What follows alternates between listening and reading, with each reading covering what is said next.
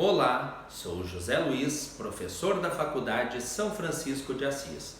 A nossa aula de hoje é sobre os dividendos recebidos, as reservas de capital e os ajustes de exercícios anteriores no método de equivalência patrimonial. Nós vamos ver tanto na Lei das Sociedades por Ações, que deve então ser observado pelas companhias fechadas, isso é, aquelas sociedades anônimas que não negociam suas ações no mercado de valores mobiliários, e as normas pelo CPC, na qual as demais empresas então, inclusive as companhias abertas, devem seguir.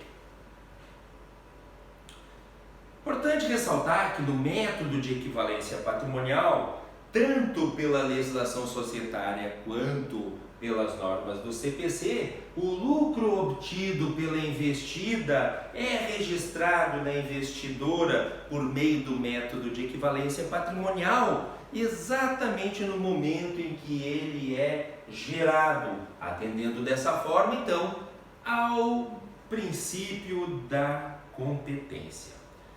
Nesse sentido, então, de acordo com o item 10 do pronunciamento técnico CPC 18, todas as distribuições recebidas da investida, isso é, distribuições de dividendos, distribuições de lucros ou ainda juros sobre o capital próprio, devem reduzir o valor do investimento.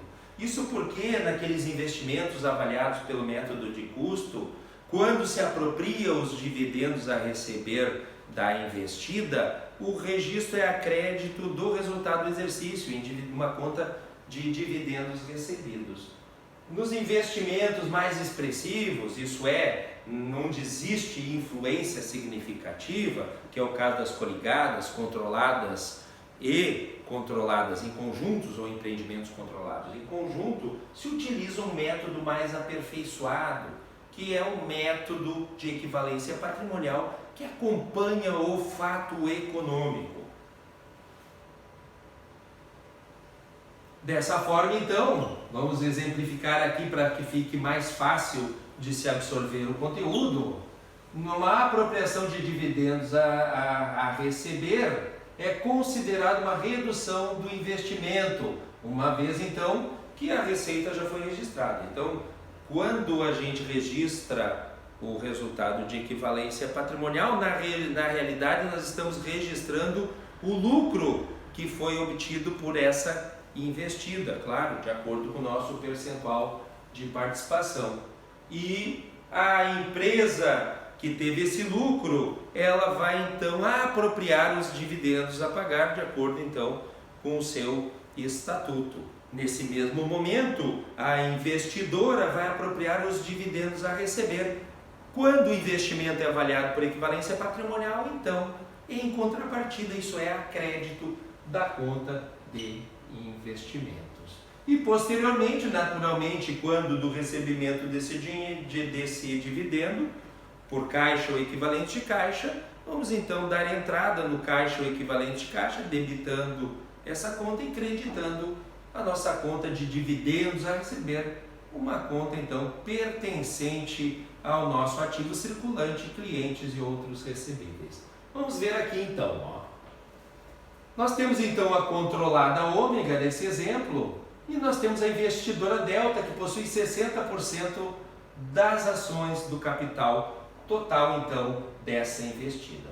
Essa investida então teve um lucro líquido do exercício de R$ 1.500, nós vamos fazer o que? Vamos zerar essa conta de resultado do exercício, transferindo esse valor para a conta de lucros acumulados. E posteriormente, então, nós vamos apropriar os dividendos a pagar na investida, creditando então dividendos a pagar e debitando lucros acumulados. Nesse mesmo momento, a investidora delta deve apropriar os dividendos a receber, com base então no seu percentual de participação, que é de 60%. Então, R$ 375 vezes 60% dá R$ 225. Então, o registro que nós vamos fazer está aqui, ó. Vamos creditar então a conta de vamos debitar a conta de dividendos a receber e vamos creditar a conta de investimentos, R$ 225. Isso é 60% do valor do dividendos a pagar apropriado pela investida. E a equivalência patrimonial se faz pelo total do lucro do exercício. Observem aqui, ó, 1.500 vezes 60% deu 900 de equivalência patrimonial. Creditei a equivalência patrimonial e debitei o investimento. Posteriormente, quando do recebimento do dividendo, aqui no caso entrou em bancos, e do baixo então dos dividendos a receber lá no ativo circulante.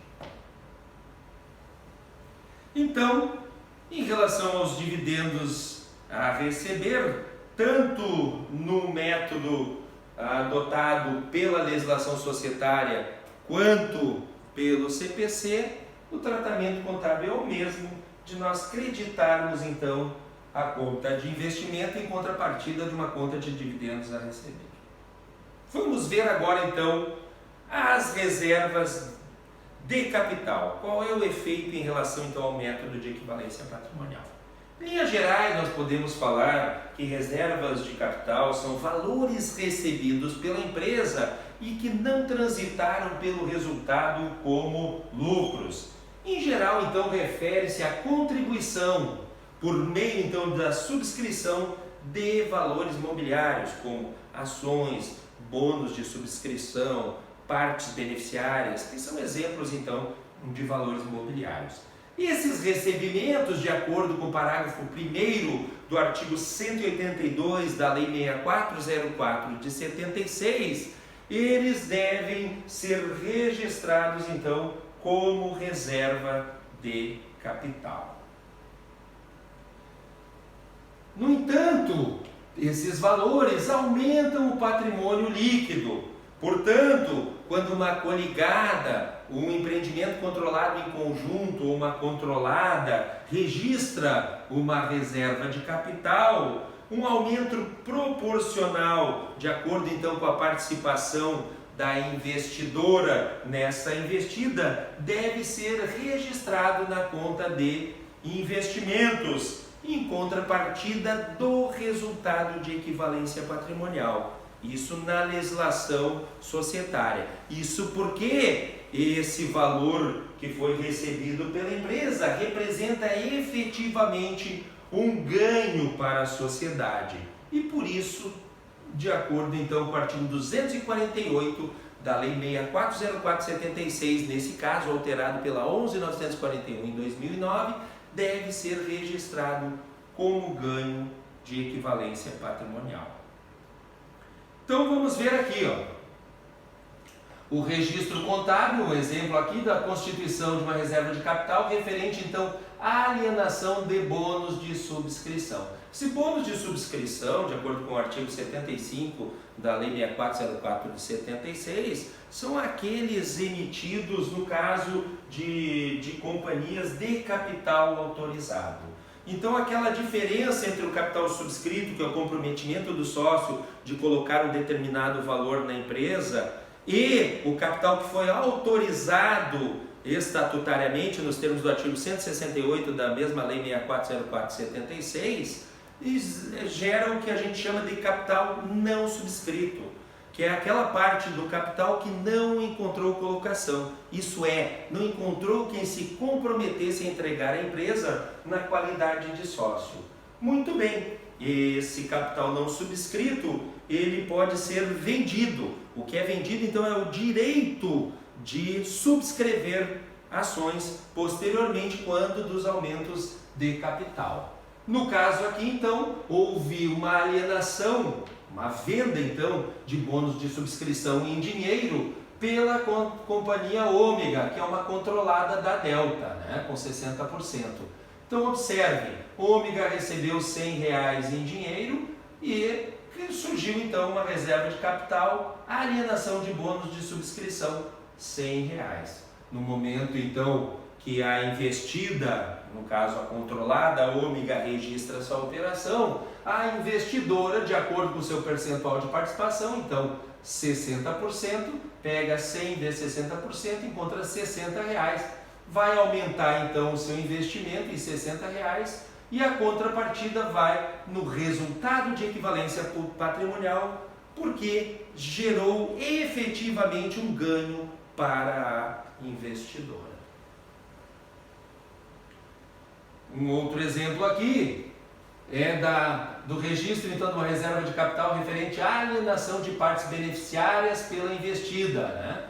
Então, no caso aqui de novo, agora a companhia Ômega, mas na qual a empresa Delta detém 70%, então a empresa Ômega vai alienar, isso é, vai vender partes beneficiárias, que é o valor mobiliário. À medida então que ela vende essa parte beneficiária, nós temos o que? Ela vendeu por R$100 em dinheiro, entrou no caixa, criamos uma reserva de capital alienação de partes beneficiárias. Então, no artigo 46 até o 48 da Lei das Sociedades por Ações, isso é a Lei 6404/76, trata desse valor mobiliário que são as partes beneficiárias, né? Que a gente conhece mais em contabilidade com aquela participação nos lucros, né? Que vem, de acordo com o artigo 190, as participações são calculadas sucessivamente nessa ordem: debêntures, empregados, administradores e aí as partes beneficiárias, né? Muito bem, realmente esse valor mobiliário ele pode conferir ao seu portador então o direito de participar dos lucros da sociedade, caso existam. Por isso que é um direito eventual de participação, né? Se a empresa não gerar lucros, ela não vai, então, o portador desse valor mobiliário não vai receber remuneração, né? Então é calculado naqueles termos do artigo 190 que nós conhecemos. E essas participações então podem ser alienadas nas companhias fechadas. E é o que aconteceu aqui, se alienou e registrou então em reserva de capital alienação de partes beneficiárias. Nesse mesmo momento, a investidora, de acordo com o seu percentual de participação, 70%, 70% de 100 dá R$70, acredita então resultado de equivalência patrimonial e debita então o seu investimento nessa investida Ômega. Isso porque esse valor representa um efetivo ganho para a investidora. Um outro exemplo de reserva de capital é o ágio na emissão ou subscrição de ações, né? Nesse caso, a contrapartida a ser registrada na investidora será na conta de mais-valia, se referir à diferença entre o valor justo e o valor contábil do patrimônio da investida, né? Ou ainda no goodwill, quando se referir então à expectativa de lucros futuros. Então nós vamos dar uma olhada hoje como fica o registro, mas nós vamos ter uma aula específica para mais-valia e para goodwill na sequência dessa nossa disciplina. Vamos supor então aqui, que a investidora Delta tenha pago um valor de 200 referente à mais-valia e de 300 referente ao goodwill, numa aquisição, para simplificar aqui, de 100% das ações da controlada Ômega. Então observem aqui a controlada Ômega. Então a investidora adquiriu ela por 1.500, então entrou 1.500 no caixa da investida, né, da controlada Ômega. Ela, para o capital social, foi R$1.000 e houve então uma reserva de capital ágil na subscrição de ações de R$500. Na investidora, na conta de investimentos vai ficar os R$1.000, que é o valor então do capital social. Observe, 1.000 vezes 100% dá os 1.000 que aqui está. E nós vamos abrir em mais-valia na controlada Ômega, 200, que foi a parte que se pagou pela diferença entre o valor justo e o valor contábil, e mais 300 que foi pago por expectativa de lucro futuro. E, claro, saiu do caixa da investidora. Então, aqui, um exemplo, então, de subscrição, de ágio na subscrição de ações como reserva de capital. Nós vamos aprofundar, fazer um exemplo simples aqui, né? Não coloquei gasto com emissões de ações, enfim. Simplificado só para a gente ver a essência, então, do método de equivalência patrimonial em relação a uma reserva de capital. Nas aulas seguintes nós vamos aprofundar quando tratarmos então de mais-valia, menos-valia e goodwill. Vamos ver agora então ajustes de exercícios anteriores. Na lei das SAs, de acordo então com o parágrafo 1º do artigo 186 da lei 6404 de 76, serão considerados como ajustes de exercícios anteriores apenas aqueles decorrentes de erros de exercícios anteriores, referente a exercícios anteriores, e que não possam ser imputáveis a eventos subsequentes, e aqueles decorrentes então de mudança de critério contábil. O objetivo então da lei das SAs é encontrar o resultado, por assim dizer, puro do exercício, sem imputar ajustes referente a outros anos no resultado do exercício atual, ou ainda em decorrência de mudança de política contábil, critério contábil. No CPC, esse assunto então é tratado no pronunciamento técnico CPC 23, conforme nós vamos ver na sequência. No entanto, como esse ajuste de exercícios anteriores é registrado lá na conta de lucros ou prejuízos acumulados, tanto o de erro quanto o de mudança de política contábil, consequentemente modifica o patrimônio líquido. E como o patrimônio líquido é base de cálculo para a equivalência patrimonial, o que nós devemos fazer?